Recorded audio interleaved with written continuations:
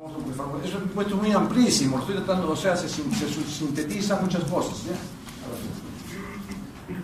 La definición que ustedes ya la conocen, ¿no? La farmacodinamia, ¿no? Que es el capítulo de la farmacología que se encarga del estudio, ¿no? De los mecanismos de acción, o sea, cómo actúa la sustancia química, o sea, el principio activo, en las diferentes estructuras celulares, tejidos, órganos, ¿cierto? Eso es muy importante para el médico, para el farmacéutico, ¿no? Que vemos la recuperación del paciente, darle la sustancia química, el principio activo, el fármaco específico para cada dolencia, para cada trastorno, para cada patología. Son muy variadas.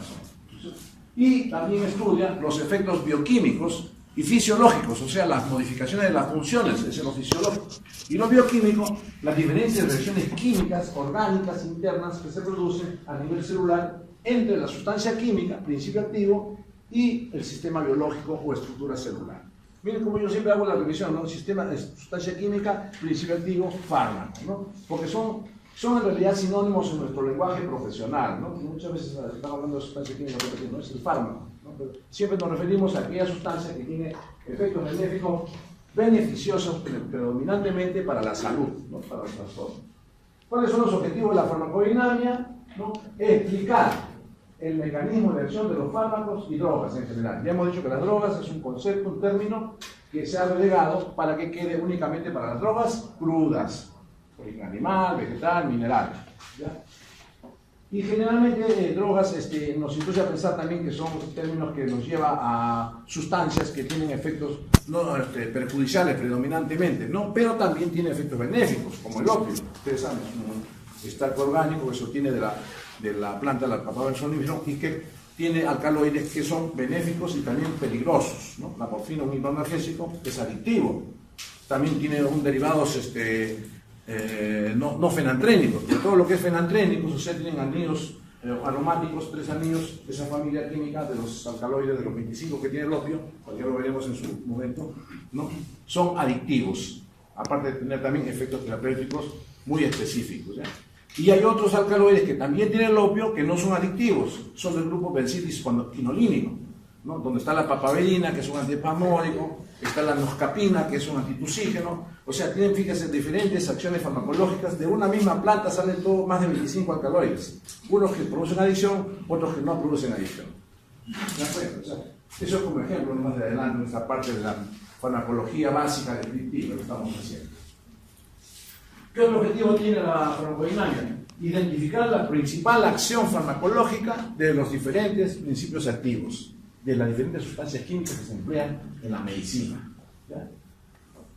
También estudia las interacciones físicas y químicas que se producen. Claro, si entra una sustancia extraña al organismo, lo que hace el organismo en forma innata, digamos, es rechazar todo aquello que sea extraño a su estructura, a nuestros tejidos, a nuestros órganos. Trata de rechazarlo, trata de destruirlo. Y lo mismo también hacen las bacterias. Toda sustancia química que metemos al organismo para destruir a las bacterias, la bacteria también se defiende, ¿no? Que todo lo que va a agredirlo. Entonces son mecanismos físico-químicos, químicos puros a nivel ultracelular, ¿ya? Parásitos, por ejemplo. ¿Cómo se destruyen los parásitos? Unos uncinarios, otros son protozoarios, diferentes estructuras químicas, tamaños, características biológicas. Y unos principios activos atacan al sistema nervioso del parásito, otros atacan al sistema del aparato digestivo del parásito. Entonces miren ustedes hasta dónde llega la farmacología molecular. Ahí está la explicación. La farmacodinamia tiene mucho que ver con la farmacología molecular. Se basa la farmacodinamia en la farmacología molecular a nivel ultraestructural, tisular, celular y químico. Le variamos un radical químico a una fórmula estereoquímica en el espacio, un radical lo convertimos en vez de que esté en posición cis, en posición trans opuestas, y varía la acción farmacológica. Así de complejo es los medicamentos, los principios activos, ¿ya? Que tienen ustedes que por lo menos conocer los aspectos genéricos, conceptuales, para que luego ya con la práctica profesional ustedes se van volviendo expertos en el uso de los medicamentos, ¿no? En la prescripción, en el diagnóstico y el tratamiento específico, selectivo. Luego, otro objetivo sería que tiene la farmacología es caracterizar la acción bioquímica completa. Claro, porque nuestro organismo, ¿qué es? ¿Qué es la vida? La vida es una serie de reacciones químicas orgánicas que se producen dentro de este sistema biológico cubierto por una piel. Infinidad de reacciones químicas orgánicas, las emociones, las funciones, la respiración, la circulación, el transporte de oxígeno, la eliminación del anhídrido carbónico. Todo eso son reacciones bioquímicas que ocurren a nivel celular, a nivel de los órganos, tejidos, ¿no? Y que mantienen un equilibrio dinámico, una homeostasis entre todos los sistemas. Fíjese lo maravilloso que es, ¿no? Y todo eso lo comanda el sistema nervioso central. Por eso, a los fármacos del sistema nervioso central le dedicamos un gran tiempo, varios capítulos, ¿no? Porque es bastante importante estos fármacos que actúan sobre el sistema nervioso central. ¿Ya? La siguiente. También tiene otro objetivo, prever las acciones y efectos de los fármacos. También es importante para la farmacodinámica. Por eso que los médicos tienen que saber la farmacodinámica, la farmacocinética, todo eso. ¿Por qué? Tienen que anticiparse qué es lo que voy a prescribir y qué le puede producir a este paciente, ¿no? De acuerdo si es niño, si es gestante, si es adulto, si es geriátrico, ¿no? Si es hombre, si es mujer, ¿no? Prever las acciones y efectos de los fármacos, tanto el aspecto positivo, el objetivo farmacológico que se busca, como también prever los efectos adversos también. Si no sabemos los mecanismos de acción, dónde actúa, a nivel qué tejido, ¿cómo podemos prever los efectos adversos? Para cuidar. Si ese paciente tiene insuficiencia cardíaca, tiene insuficiencia renal, ¿no? Tiene insuficiencia hepática, o sea, todos esos aspectos tiene que prever el médico. Dan las bases para el uso terapéutico racional, obviamente. Estamos justamente en la parte básica, fíjense, estamos ratificando, complementando el edificio de conocimiento, la estructura del edificio de conocimiento de farmacología, para sobre ese cimiento tengamos una buena construcción de la farmacoterapia, ¿ya? La parte conceptual, la parte básica. Entonces, y eso sirve de terapéutica básica y acertada. Emplear el menor número de fármacos para las dolencias, no las recetas tipo papíbulo de Evers, no. También sirve, otro objetivo es para diseñar nuevos agentes terapéuticos y otras sustancias más complejas que se emplean. Ahora, por ejemplo, ya no hablamos solo de los principios activos químicos, ahora hablamos de medicamentos biológicos, fíjense, ¿ya? O sea, a partir de los microorganismos estamos obteniendo nuevas sustancias químicas, ¿no? Primero pues de forma con biotecnologías, ¿no? Y luego se están sintetizando también ya en el laboratorio, en procesos físico-químicos, biológicos y biotecnologías industriales. Y son carísimos, ¿no? Sobre todo para el cáncer, sobre todo para las enfermedades degenerativas que hasta ahora no tienen curación con nuestros medicamentos convencionales de origen químico, natural, químico o sintético. Entonces, los medicamentos biológicos es una nueva visión, nuevo campo de la terapéutica. ¿Ya? Que tienen que ustedes, ahora que va a haber congreso de farmacología internacional, masivamente vamos a calificar a todos los alumnos que vayan a ese congreso, porque eso significa actualizarse. Todos estamos obligados a actualizarnos siempre, estar al día con los conocimientos y ser buenos profesionales, y a las personas más humildes, ¿no? Que tienen menor posibilidad de acceso a medicamentos, porque está carísimo, buscar lo más sencillo, la medicina tradicional también. Seguir curando con las plantas las dolencias que sean posibles, pero una infección obviamente no se va a curar con una planta, generalmente es con un quimioterápico o un antibiótico. Después veremos qué diferencia hay entre quimioterápico y antibiótico. Y también, por último, conocer la regulación bioquímica fisiológica, claro, porque nuestro organismo es maravilloso, que solo se defiende contra todo tipo de agente extraño, sea químico, sea microbiológico, ¿no? Sea físico, una radiación, tiene su mecanismo de protección, ¿no? El mecanismo de defensa. Entonces, la farmacodinámica también permite, conociendo el mecanismo, ¿no? Entender cómo se regula el organismo, su homeostasis, ¿no? Por ejemplo, los anticoagulantes, los coagulantes también al revés, o sea, todo tipo de mecanismos de acción fisiológico, farmacológico. Definiciones, ya lo hemos dicho, qué diferencia hay entre fármaco y droga, no lo voy a repetir, eso va para las preguntas del examen. Para ello debe asociarse a moléculas. Principio activo, igual ya saben que es la sustancia química responsable de la acción y el efecto farmacológico. ¿La siguiente? Medicamento también ya saben que es sinónimo de fármaco, pero ya es un concepto más moderno, actualizado, de lo que es un medicamento, la asociación de uno o más principios activos, ¿no? En una forma farmacéutica. ¿Qué es una forma farmacéutica? La forma en que se presenta un medicamento, ¿no? Obtenido por tecnología industrial, o sea, por la farmacotecnia. ¿Quiénes lo hacen eso? Los farmacéuticos.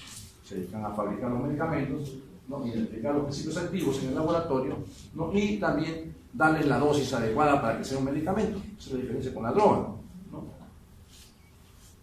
Excipientes, sustancias inertes que sirven de vehículo en la forma farmacéutica, ¿no?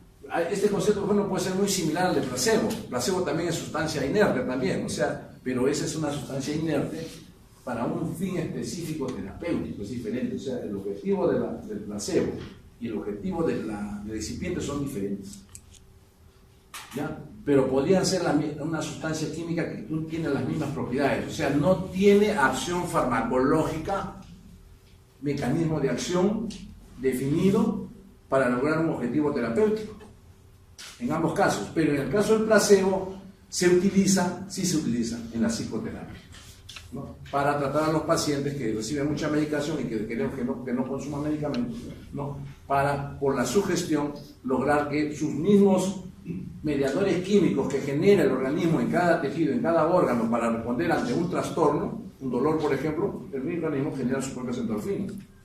Y con eso amortigua el dolor. Pero lógico, si es un martillazo no le va a calmar su endorfina. Tiene que ser con un analgésico, más un antiinflamatorio y otros principios más, ¿no? Tanto por vía sistémica como por vía tópica o local o dérmica. ¿Se dan cuenta? O sea, es así. O sea, si ustedes lo van entendiendo, lo van a ir manejando, ¿no? Como debe ser, ¿no? Manejar todos esos aspectos de la terapia con medicamentos. Excipiente de vómito, forma placebo radical. Así es un repaso y para que hagan ustedes ahí la separata que te voy a dejar de esto, ¿ya? Para que ustedes puedan leerlo ya luego en su lectura bibliográfica que deben hacer, ¿ya? Ojo que traten de mantener, yo les sugiero, pues te estoy alertando, mantener un promedio alto en los pasitos, todo eso, porque eso se va sumando, se promedia y les da un factor. Luego en los exámenes, lógicamente, parciales, también de esa manera van a estar tranquilos, terminar el examen tranquilos el año, ¿no? Para no estar con los sustitutorios, con los aplazados, eso es porque uno se descuida. Requisitos para que se produzca la acción y el efecto farmacológico. Y hemos dicho que son conceptos diferentes, ¿no? La acción, lo que la sustancia química le hace al sistema biológico, ¿no? Y el efecto viene a ser la respuesta biológica a la acción de esa sustancia química, ¿ya? No lo debemos confundir. ¿Cuáles son los requisitos? Primero, la liberación del principio activo de la forma farmacéutica, sea una cápsula, sea un granulado oral, sea un supositorio, sea un óvulo. Tiene que liberarse el principio activo, la sustancia química, de esa forma farmacéutica. Si no se libera, si es una sustancia que lo han compactado como concreto, entra y sale igual como se tomó. Si está mal elaborado tecnológicamente, si está mal hecha la farmacotécnica, ¿ya? Por eso que los farmacéuticos tienen que especializarse en los procesos y operaciones industriales con sustancias químicas. No puede ser otro improvisado que quiera hacer de farmacéutico, ni como yo, como no voy a ser de médico. Están formados para diferentes objetivos. Y juntos somos maravilla, en equipo, trabajando, ¿no? Entonces, se tiene que liberar el principio activo. ¿Por qué se tiene que liberar? Para que pueda atravesar membranas biológicas, desde el lugar de donde se administra el medicamento, el principio activo, ¿no? Y se hace el medicamento, o sea, la forma farmacéutica, justamente para permitir, bajo esa forma tecnológicamente desarrollada, el ingreso al compartimento biológico donde uno quiere que actúe, ¿no? Y pueda distribuirse sistémicamente, si es que eso es lo que se quiere, para que luego llegue a un tejido en especial, tejido pulmonar, tejido renal, tejido cerebral. Segundo requisito, tiene que absorberse el principio activo. ¿Qué significa la absorción? Significa el paso de membranas biológicas. Significa el desaparecer la sustancia desde el lugar de administración. Salvo que uno quiera que donde se administre, ahí actúe. Entonces ya no estamos hablando de un principio activo de acción sistémica, sino estamos hablando de un principio activo de acción local, ¿no? O tópico. Cuando digo tópico puede ser externo, pero también puede ser interno, puede ser a nivel de la mucosa nada más. Ya mencionamos el ejemplo de los antiácidos, es a nivel de mucosas gástricas, ¿no es cierto? Y en el caso dermatológico sería a nivel de piel, todas las cremas, ungüentos que conocemos. Pero también pueden haber principios activos que puedan absorberse a través de la piel y alcanzar el torrente circulatorio a través de la llegada a los capilares. Y actuar inclusive sobre el sistema nervioso. Hay anovulatorios que actúan por parche, por ejemplo. ¿Se dan cuenta? Luego tenemos su distribución en su forma libre. Claro, eso es los requisitos. Porque si está, por ejemplo, el principio activo ionizado, ¿no? O sea, está cargado eléctricamente, positivo o negativo, entonces, o está combinado con otra sustancia, formando un complejo, ¿no? Porque al ingresar al organismo, al toque pasa membranas y se une a otro principio, a otros componentes del metabolismo, por ejemplo, con las proteínas, ¿no? Y entonces va ya como un complejo conjugado circulando en sangre, pero ya está unido a proteínas. Entonces, en esa forma no va a poder actuar farmacológicamente, porque crece el tamaño de la molécula. No es que es un complejo, no es la sustancia libre. Entonces, la sustancia libre es la que va a pasar con mayor facilidad a membranas biológicas, ¿no? La que no esté muy ionizada, la que esté menos ionizada, la que tenga un tamaño molecular más pequeño, atraviesa mejor las membranas, ¿no? Y ejerce su acción. Entonces, otro requisito es que esté en su forma libre y que se distribuya en el organismo, y si es que es sistémico, ¿no? Si no es sistémico, obviamente va a actuar simplemente en forma tópica o superficial, en mucosas. Otro requisito es que tiene que llegar a la biofase a una concentración determinada. ¿Qué es la biofase? A ver, señorita, ¿qué cosa es la biofase? ¿Se ha leído algo de esta parte de farmacodinámica? Porque ya falta la segunda clase. A ver, aquí nomás. ¿Biofase qué cosa es? La zona diana. La zona diana, perfecto. Zona, dicho, muy bien, esa es la palabra, porque diana vendría a ser el tejido específico sobre el cual va a actuar, ¿no? Pero ya la biofase viene a ser todo el entorno celular a esa zona celular especializada. Y para ser más precisos, en el caso que los principios activos sigan la teoría de los receptores, va a actuar sobre estructuras especializadas que vamos a hablar. Entonces, tiene que llegar el principio activo a la biofase, o sea, a esa zona histológica que está alrededor del receptor, o es el tejido donde va a actuar por acción inespecífica, también puede ser, ¿no? Por cualquier de los mecanismos, y va a ejercer su acción farmacológica, o sea, la parte de acción química. Y la respuesta va a darla el tejido o el receptor correspondiente, según sea de acción específica o inespecífica. ¿Ya? ¿Sí? ¿Qué pasa si no llega a la biofase? Se va por todos los tejidos, porque usted sabe, una sustancia química puede meterse por todos lados, ¿no? Por toda la estructura del organismo. Entonces, o va a actuar en forma indiscriminada, ¿no? Sobre todo los de acción inespecífica van a localizarse en diferentes tejidos, y no va a actuar en la forma, digamos, efectiva como se quiere, porque lo que se quiere es que actúe sobre determinado órgano generalmente, o sobre determinada estructura. Entonces, no se va a alcanzar la concentración que debe tener. Y la concentración en el sistema circulatorio es lo que se puede, en el tejido diana también puede ser la concentración. A eso se llama biodisponibilidad. Ya estamos entrando, ahí se va mezclando la farmacodinámica con la farmacocinética. O sea, ya no solo mecanismo de acción, sino cómo la sustancia química va a ir actuando en su recorrido por todo el organismo, ¿no? Porque ya sabemos que la farmacocinética es el otro capítulo de la farmacología que estudia la evolución, el paso de los principios activos, sustancias químicas, ¿no? En los diferentes compartimentos biológicos, ¿no? Desde su ingreso hasta su eliminación o depósito en alguna estructura celular también que puede quedarse depositada, ¿no? Entonces, esa concentración que alcanza el principio activo en circulación es lo que se llama la biodisponibilidad. Entonces, cuando una sustancia química tiene una alta biodisponibilidad, quiere decir que va a fácilmente atravesar los diferentes compartimentos, se va rápidamente a distribuir por los diferentes estructuras celulares en base a su solubilidad, que puede ser una buena hidrosolubilidad y una buena liposolubilidad. Si tiene ambas propiedades, excelente, porque se va a absorber rápido, se va a distribuir rápido y la acción farmacológica va a ser casi inmediata. Ejemplo, el alcohol. Siempre ponemos este caso de esta sustancia química, el alcohol. Entonces se prueba un contenido chiquito nomás, al toque siente el efecto. Al toque se anima usted y ya se lanza, ¿no es cierto? Entonces algunos necesitan todavía un poquito un cóctel para no hacerse a la piel, ¿no? Así es la farmacocinética del alcohol. En cambio hay otros que son más liposolubles, otros son menos liposolubles, son lo que se llama, por ejemplo, hidrófobos. O sea, no se mezclan no se disuelven en agua, se separan, ¿no? Pues hay diferentes conceptos que se derivan de esa solubilidad, Y dentro de ellas, el más importante quizás es el coeficiente de partición. Cada sustancia química va a tener su propio coeficiente de partición. O sea, el factor que sale de dividir la solubilidad en agua y sobre la solubilidad en aceite o líquidos. ¿No? Entonces eso da un coeficiente de solubilidad.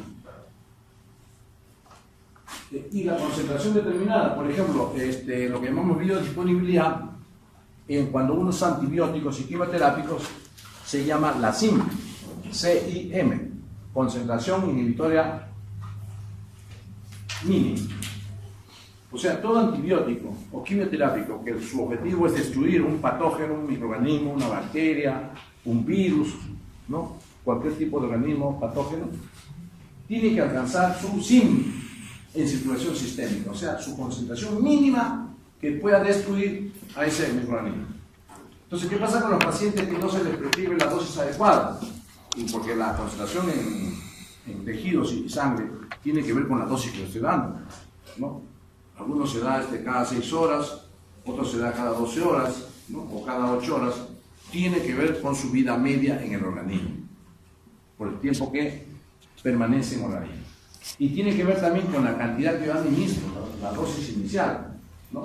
Porque si esta sustancia tiene, digamos, una farmacocinética muy lenta o muy baja, voy a tener que darle más alta la dosis para que llegue en la concentración mínima que pueda destruir a una bacteria, una septicemia, por ejemplo. Si le damos menos o no se alcanza la concentración inhibitoria mínima, o sea, la biodisponibilidad, no vamos a lograr controlar esa septicemia, se nos muere el paciente. ¿Ya? O si es un malestar, un trastorno, no vamos a revertir ese trastorno, ¿no? Porque no se ha alcanzado la concentración óptima, digamos, terapéutica, lo que llamamos la dosis efectiva, ¿no? La dosis efectiva tiene que ver con la concentración efectiva óptima en ya farmacológico. La concentración determinada, ya hemos dicho, ¿no? Para el caso de principios activos, digamos que genéricos comunes, se llama biodisponibilidad. Y en el caso de antibióticos y quimioterápicos, como son antimicrobianos, se llama CIM, concentración inhibitoria mínima, que debe alcanzarse para lograr el objetivo terapéutico, ¿no es cierto? Destruir una bacteria, destruir un hongo, destruir un virus, etc., ¿no?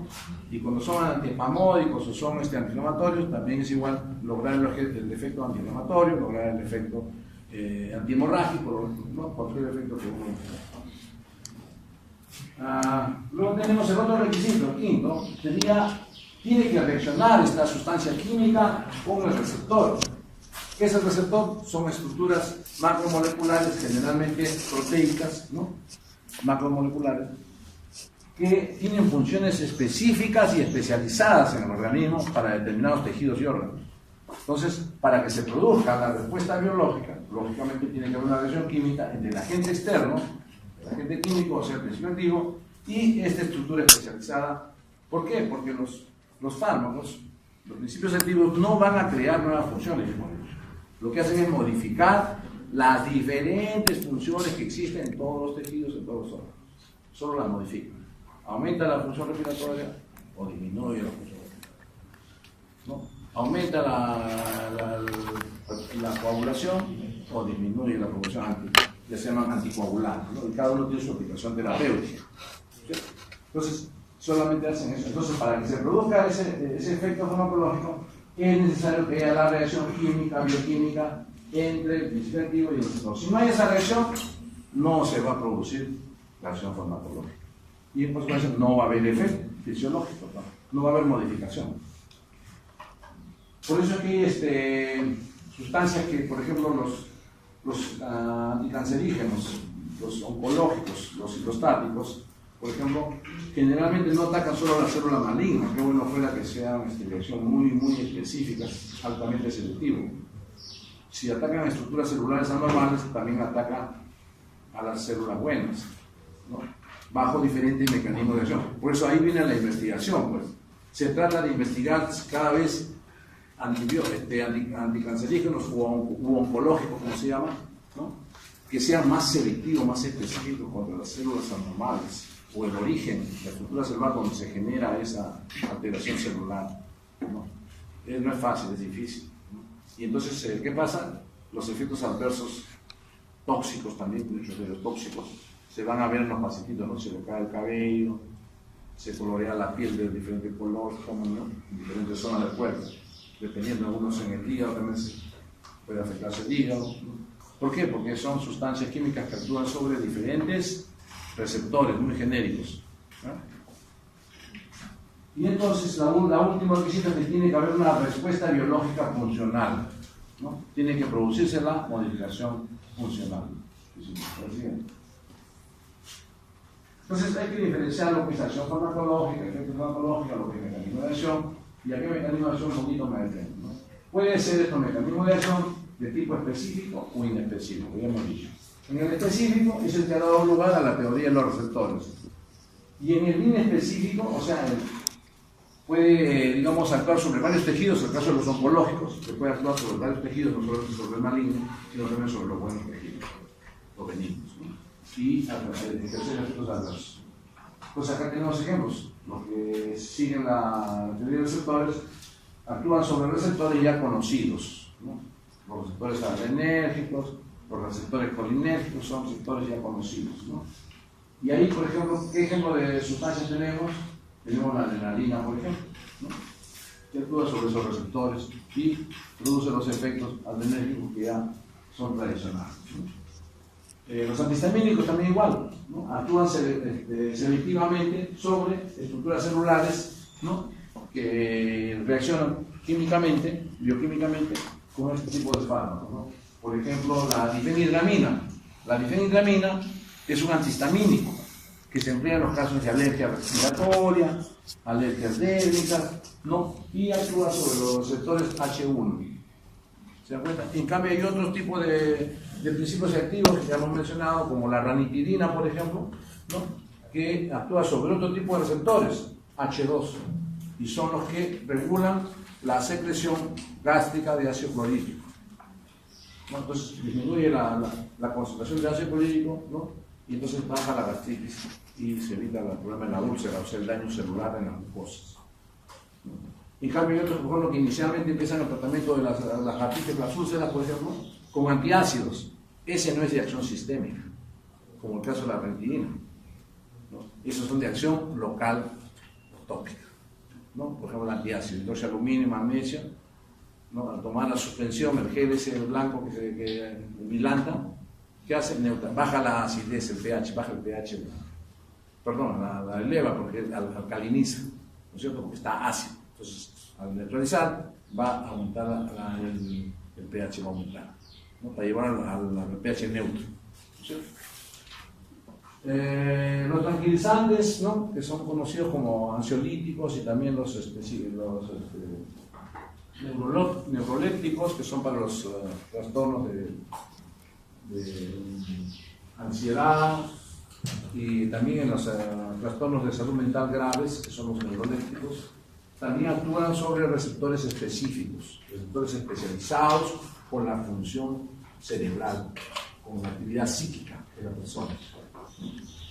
Por eso es que los loquitos tienen que estar siempre tomando sus fármacos para que estén tranquilos, y así se puede mantener a través del tiempo, ¿no? Inclusive pueden estudiar medicina, pueden estudiar farmacia, de todo, ¿no? Yo digo porque tenía un colega que no sabía, había sido esquizofrénico, hasta que un día probablemente no había tomado su medicación, ¿no? Salió de nuevo a la calle. Pero fíjense, pude estudiar la carrera, y que no es fácil, es complicada: química analítica, química orgánica, química inorgánica, funcional, etcétera, no cualitativa, cuantitativa. Estudiar esa serie de cosas. Entonces quiere decir que sí funciona el cerebro. Con su medicación puede mantenerse bien. Por eso es el tema de la falta de medicamentos en los hospitales es un tema muy crítico, ¿no? Y ahí todos tenemos que estar exigiendo que se resuelva ese problema, ¿no? Médicos, farmacéuticos, enfermeras, todos, es crítico. ¿Qué hacemos con un buen diagnóstico? No tiene medicina, no se cura la persona, no se mejora su salud. Ya, entonces, los inespecíficos, o sea, que actúan en forma indiscriminada, por decir, ¿no? Tenemos el caso de los anestésicos generales, ¿no? Como el ciclopropano, por ejemplo, como el éter, como el cloroformo, los hidrocarburos halogenados que habían antes, ¿no? El halotano, flubotano. Ahora, felizmente, han variado la estructura química de estos compuestos, se ha mejorado, menos tóxicos, el sevoflurano, ¿no? Son menos tóxicos. Entonces, ¿por qué? Porque son neurodepresores. Llevan al estado de inconsciencia a la persona, llevan al estado de insensibilidad, falta de movimiento, ¿no? Que define lo que es la anestesia general. Todos estos compuestos volátiles, ¿por qué? Porque pasan del estado líquido o sólido al estado de vapor fácilmente. Entonces ellos no son de acción específica, pues, o sea, no actúan sobre receptores, especializados, actúan sobre toda la estructura nerviosa, siguiendo la ley de Jackson, ¿no? Deprimiendo el sistema desde las estructuras más desarrolladas y va disminuyendo su acción farmacológica de acuerdo a la concentración. Por eso que la anestesia tiene que haber en el equipo quirúrgico, tiene que haber, aparte del cirujano, ¿no? Que es el que habla, el anestesiólogo, porque se trata de responsabilizar todo en dosificar la anestesia ahí durante todo el tiempo que dure la operación, ¿no? Entonces, si se equivoca ahí y se sobredosifica, lo mandamos al paciente a la otra, ¿no? A estado de inconsciencia irreversible, ya no despierta, lo que se conoce comúnmente como se vuelve vegetal, dicen, ¿no? En el lenguaje popular de la gente, ¿no? ¿Qué ocurre ahí? Una sobredosificación de anestesia. ¿Se dan cuenta? Son peligrosos estos anestesios, ¿ya? Igualmente, si esas máquinas, por ejemplo, no están bien controladas periódicamente el mantenimiento, también van a haber fugas en el sistema. Y como es en cuarto cerrado, una sala de operaciones, se sabe que hay alta esterilidad, asepsia. ¿Qué va a ocurrir? Que el médico, la enfermera, el auxiliar, hasta el que limpia, va a estar inhalando todos los días, ¿cuántas horas trabaja el médico? La enfermera trabaja varias horas, y eso a través del tiempo trae sus trastornos. Porque son sustancias químicas extrañas que pueden generar cáncer, pueden generar trastornos del sistema nervioso, etc., ¿no? Se miran las consecuencias de todo esto cuando no se conoce. Ustedes ahora están conociendo más y conocerán mejor cuando vean uno por uno todos los principios activos que tienen uso en medicina, en la salud pública. El alcohol también es otro compuesto, ¿no? Orgánico que también sigue son de acción inespecífica, ¿no? Que sigue la ley de Jackson, que sigue el principio de Ferguson. Hablamos del principio de Ferguson para estos volátiles, ¿no? Que era que actúa por sus propiedades termodinámicas, propiedades físico-químicas, quiere decir presión de vapor, solubilidad, y en base a esas propiedades se difunden en las estructuras celulares, ¿no?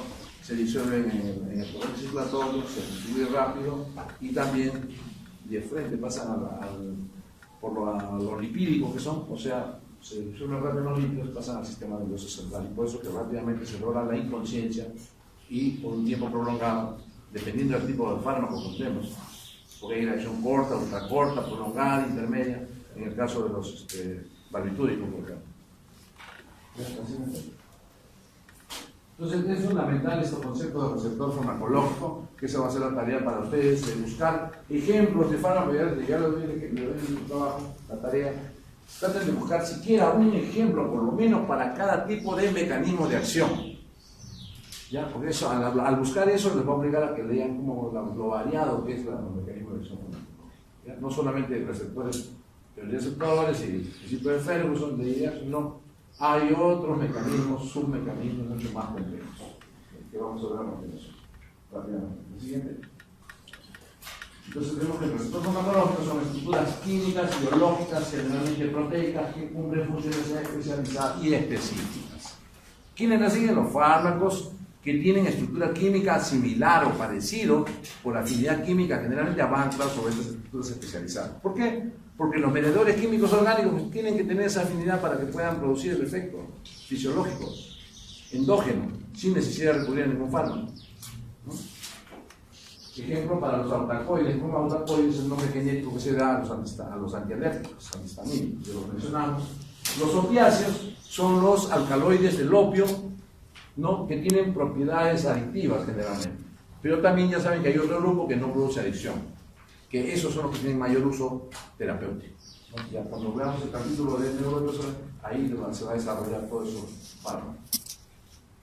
Y los opioides son los las sustancias químicas sintéticas que se han sintetizado para tratar de reemplazar a los opiáceos naturales, porque tienen capacidad adictiva. Entonces han estado investigando y se han logrado algunos fármacos, ¿no?, opioides, que tienen menor toxicidad, pero siguen arrastrando los efectos tóxicos que tienen, pero en menor potencia, ¿ya? Y a eso le llamamos opioides. Esa palabra opioides es similar, es semejante, ¿no? Eidosemejante. ¿Se acuerdan lo que es alcaloide? Alcalino, eidosemejante.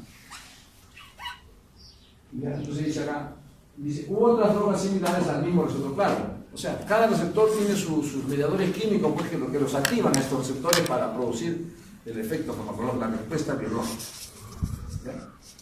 Y los fármacos son simplemente sustancias químicas que se han creado para tratar de reemplazar a esas sustancias o producir otro efecto contrario también. Vamos a ver. Igual se repite acá que la ubicación de los receptores farmacológicos puede estar ubicado en todo el organismo, a nivel de membrana celular o intracelularmente también, ¿no? Pueden estar en el tejido cerebral, en el tejido digestivo, ¿no?, en diferentes partes del cuerpo humano. La reacción bioquímica farmacológica, ¿cómo se produce? Por la unión del principio activo, o sea, la sustancia química, con la estructura especializada llamada receptor, y se produce la acción farmacológica. Este es el mecanismo fundamental del efecto farmacológico, la reacción bioquímica. Pero también hay otros casos que se produce la unión del principio activo con el receptor y dan segundos mensajeros, le llaman. O sea, son nuevas sustancias o nuevos mediadores químicos que se generan por esta reacción bioquímica, ¿no? Y son muchas veces los que van a dar lugar a los nuevos efectos, ¿no?, la modificación de las funciones que se está buscando, ¿ya? O sea, pueden haber esos dos variantes, digamos, del mecanismo de acción bioquímica entre el receptor y el principio activo. ¿La siguiente? ¿Cuáles son las características de esta reacción fármaco-receptor? Se producen por afinidad química. Tienen similar estructura, ¿no? Como uno se conoce con alguien, por afinidad se agrupan, ¿sí?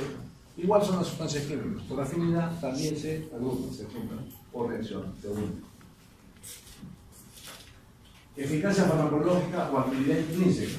¿Qué quiere decir? Que es la capacidad, ¿no?, de una sustancia para producir una acción fisiofarmacológica. Fisio porque va a modificar las funciones de fisiología, ¿no?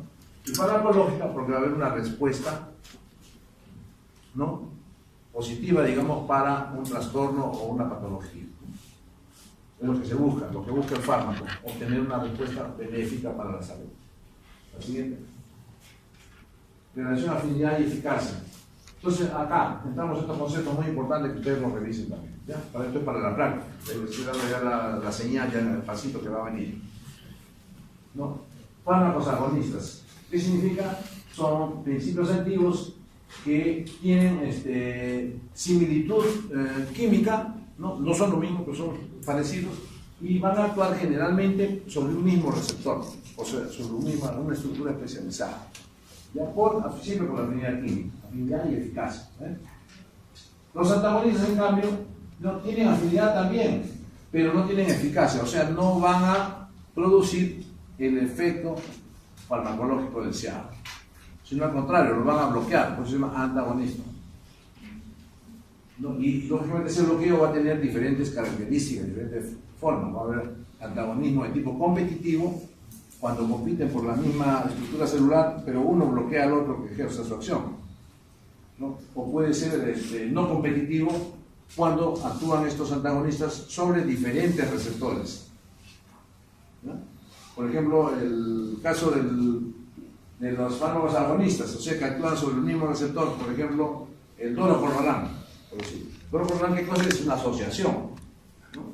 Es el diclofenaco, que es un AINE, con el paracetamol, que es otro AINE, ¿no? Generalmente al paracetamol le dan propiedades analgésicas, pero en realidad es un AINE, ¿no? Sino que tiene también, que al desinflamar, tiene un efecto prioritariamente, digamos, de bajar el dolor, el umbral del dolor, ¿ya? En cambio, el diclofenaco tiene una predominante acción antiinflamatoria, ¿no? Entonces se asocia estos dos principios activos en una tableta, en una cápsula, y se logra una suma de acciones, y se mejora el efecto. Se desinflama y calma el dolor. Por eso se llama torlocordalam, ¿no? ¿Y con eso qué se consigue? Se consigue bajar las concentraciones de ambos fármacos, de ambos principios activos. O sea, en vez de emplear la dosis terapéutica adecuada de diclofenaco por un lado y la dosis terapéutica de paracetamol por otro lado, ¿no? ¿Qué hago? Bajo las concentraciones de ambos y como juntos hacen sinergia, ¿no? Entonces logro un buen objetivo. ¿Qué hago? Bajo los riesgos de efectos adversos del producto, del medicamento. Porque este ya es un medicamento, es la asociación de dos principios activos. Entonces, bajo los efectos, disminuyen los efectos adversos porque estoy disminuyendo también las concentraciones. Porque el diclofenaco tiene una reacción adversa mucho más crítica que el paracetamol. ¿Cuál es? Producir irritación gástrica, ¿no? Entonces, ese problema, ¿no? Lo podemos nosotros atenuar, disminuir, bajando las concentraciones y logramos el mismo efecto. La diferencia, ¿cuál es? Por ejemplo, es el sinergismo de adición o suma, ¿no? Con el sinergismo de potenciación, se potencia, ¿no? La diferencia es que mientras estos dos son agonistas, o sea, actúan sobre el mismo receptor, ¿no? En la sinergia de potenciación, los dos principios activos actúan sobre diferentes receptores. Por ejemplo, si tú estás bebiendo licor y te ponen un pastillazo ya ahí, ¿no? Otro neurodepresor, de azepam, por ejemplo, ¿no? ¿Y qué va a pasar? Vas a aparecer desnudo al día siguiente, con lo sur o con lo no. ¿Y por qué? Porque se produce una sinergia de potenciación. ¿Por qué potenciación? Porque el efecto que se va a obtener no es de tipo aritmético, como en el caso de la sinergia de adición o suma. El aritmético quiere decir que una sustancia que tiene un efecto A con un efecto B suma un efecto AB. Es una relación aritmética, directamente proporcional a la cantidad de cada rama que tenga. En cambio, en una sinergia de potenciación, la relación de efecto que se produce es tipo geométrico. O sea, si tú buscas 1A con 1B, te sale un 3AB o 4AB o 5AB. O sea, el efecto que se va a producir es una pérdida de la conciencia, por ejemplo. Entonces, son de las pepeadas, ¿no? Porque mientras que el alcohol sigue la ley del principio de Ferguson, la ley de Jackson, el diazepam sigue la teoría de receptores, actúa sobre receptores selectivos, entonces son diferentes receptores, pero la sumatoria de esos dos efectos es mucho mayor que ese 1 más 1, sale 5. Entonces, eso en medicina se ha usado antiguamente con mucho abuso, de lo que se conocía el tiro de escopeta, ¿no? O le llamaban la polifarmacia, pero en realidad era un nombre inapropiado. No es que la farmacia le da mucha, no, sino que el médico prescribía muchos principios activos para una dolencia. Ahora el criterio moderno actual es usar el menor número de sustancias químicas, principios activos, para las enfermedades. Y esto que no hace, lo selecciona el médico. ¿Correcto? Porque expones menos al paciente, ¿no? Y menos efectos adversos, menos efectos colaterales, ¿no? Y también, lógicamente, sobre todo en pacientes ya de la tercera edad, tienen muchas enfermedades. Generalmente la persona, a medida que va avanzando en años, van apareciendo los achaques, o sea, las enfermedades se van evidenciando. Entonces hay que usar el menor número de medicamentos. Entonces ya vimos entonces, fármacos agonistas, fármacos antagonistas, agonista parcial también tienen afinidad química, pero cierta eficacia nada más, porque es parcial pues su afinidad, no es muy fuerte la afinidad, ¿no? Entonces eso genera que la eficacia tampoco no sea tan contundente, no 100%, sino un poco menos. Agonista antagonista, relación de dos fármacos, uno con mayor afinidad y otro. Ahí hay hasta varios submecanismos, como he dicho, ¿no? Hay antagonismo competitivo, no competitivo y otros más que ustedes van a revisar. Luego tenemos el agonista inverso, ¿no? O sea, tienen afinidad los dos, pero uno tiene un efecto, se logra una acción farmacológica con un efecto opuesto, ¿ya? Que podría ser un antagonista, ¿no? Pero en realidad tiene otro efecto diferente. Entonces, agonista inverso, ¿no? Tiene afinidad, tiene eficacia, pero con acción inversa, ¿ves? Lo opuesto. ¿Ya? Puede variar también, hacer otra diferente acción también, ¿no? Entonces no te puedes equivocar para escribir. Tienes que escribir con precisión, de acuerdo a la audiencia, de acuerdo al trastorno. ¿La siguiente? Doctor, ya dijo el doctor de estadística. Tenemos cosas a decir. Ya. Entonces, a ver, sigue una más y ya te lo voy a dejar. Sitios de verificación inespecíficos, acá está el resumen. La siguiente. Vamos a poner igualmente acá algunos conceptos más adicionales. Y acá está una lista de mecanismos de acción, ¿no? Por enlace iónico, el enlace covalente, las fuerzas de Van der Waals. O sea, todos esos conceptos son de química básica que ustedes van llevando. ¿Ya? O sea, simplemente hay que revisar en qué consiste, entonces, ¿no? Estos fármacos que se unen por mecanismos de enlace iónico o enlace covalente. Es facilísimo, ¿no? Porque comparten, por ejemplo, el enlace iónico son, digamos, que tienen una acción más inmediata y un efecto agudo, digamos, de la acción farmacológica. En cambio, los de covalente, por ejemplo, como comparten los electrones de la última capa, ¿no? en ambos sustancias químicas, tanto el receptor como el fármaco, van a tener un efecto más prolongado. Entonces, cada mecanismo tiene sus características y para eso quiero que ustedes busquen ejemplos de medicamentos. Yo les hago algunos ahorita hablando, ¿no? De lo que es antagonistas, sinérgicos, etc. Igual ustedes busquen por lo menos un ejemplo para cada uno de esos mecanismos que les estoy dejando acá en esta presentación. ¿Ya? ¿Listo? Entonces lo voy a dejar porque simplemente ampliar más la lectura, ¿ya? Y estaríamos viéndola, a ver, para hacer la otra clase que está faltando, que es así más amplia, de farmacocinética. Pero era necesario ver estos aspectos primero para poder seguir el proceso farmacocinético.